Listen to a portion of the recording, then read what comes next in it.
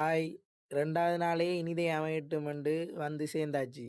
இந்த தொடக்கத்திலேயே மங்களகரமா ஸ்டார்ட் பண்ணுங்கன்னு சொல்ற மாதிரி தான் எனக்கும் மங்களகரமா 2வது நாளே லெக்க முஸ்பாத்தியா மங்களகரமா ஆரம்பித்தேன். என்னால் அவ்வளோத்துக்கு காலம் மடிக்கவும் இல்லை. ஏனெண்டா என் கால் ஆல்ரெடி ஃப்ராக்சர் ஆகிருக்கு.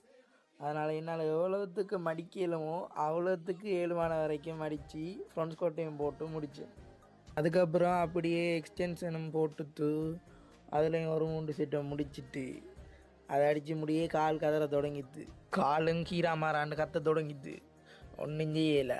அதுக்கப்புறம் அப்படி லெக் ப்ரெஸ்ஸையும் போட்டு அதுலேயும் ஒரு 3 செட்டை அடித்து முடிச்சிட்டு லாஸ்ட்டாக ஹாஃப் ரைஸும் 3 செட்டை அடித்து முடிச்சிட்டு அதுக்கப்புறம் போய் காலை போய் பார்த்தா இந்த இந்த காலை பார்த்தீங்கன்னா விலங்கு ஃபுல்லாக காயமாக தான் இருக்குது.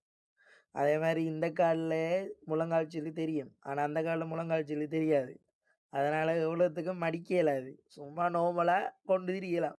சரி டாட்டா பாய் பாய்ன்றது வீட்டை போவோம்னு வெளிக்கிட்டா கீழே போனால் படிக்கட்டு. என்ன செய்யுறே, கஷ்டப்பட்டு அப்படியே கீழே இறங்கி போய் சேர்ந்ததான்.